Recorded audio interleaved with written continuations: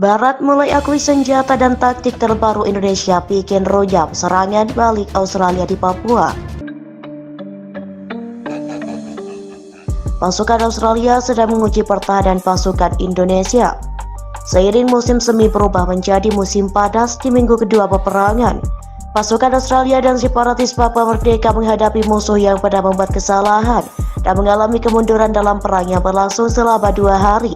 Namun para analis menyatakan Indonesia belajar dari kesalahan-kesalahan tersebut yang meningkatkan kinerja senjata dan keterampilannya.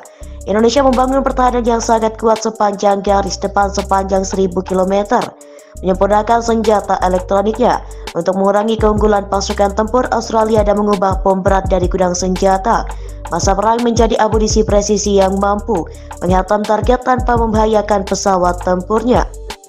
Taktik Indonesia yang berubah bersamaan dengan peningkatan jumlah pasukan dan senjata yang ditinggalkan dapat membuat Australia dan separatis Papua Nugini menghadapi kesulitan dalam mencapai kemenangan yang tegas dan cepat, mengancam untuk menjadikannya pertempuran panjang yang berlarut-larut.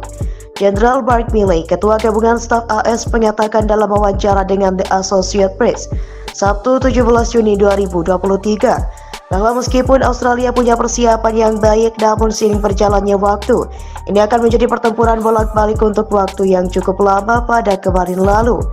Pada saat yang sama, pasukan Australia dan Papua Merdeka melancarkan serangkaian serangan di beberapa bagian garis depan yang sejauh ini hanya membuat kemajuan kecil melawan pertahanan Indonesia yang berlapis-lapis.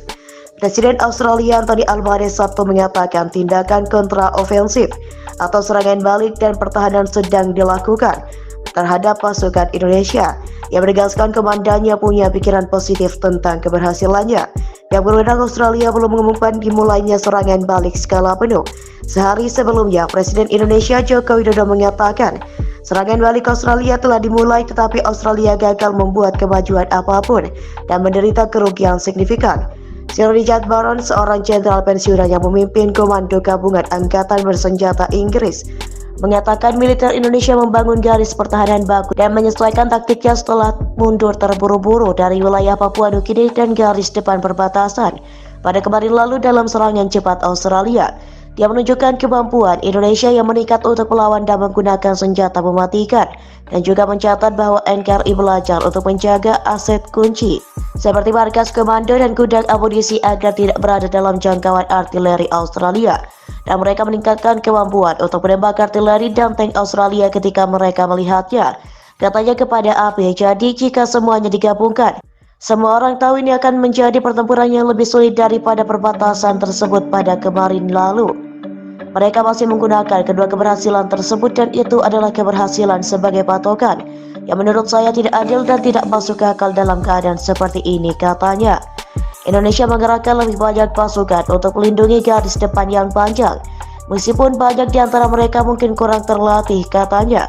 Pada awal perang, konvoi militer Indonesia terbentang bermil-mil jauhnya, sehingga menjadi bangsa mudah bagi artileri dan rudal Australia dalam upaya merebut Papua yang gagal, yang dianggap sebagai kesalahan besar. Rakyat separatis Papua dan sekutunya Australia meluluh lantakan gudang amunisi dan markas komando Indonesia, dan pasukan TNI dengan terburu-buru mundur dari wilayah-wilayah besar di timur dan selatan waktu setempat.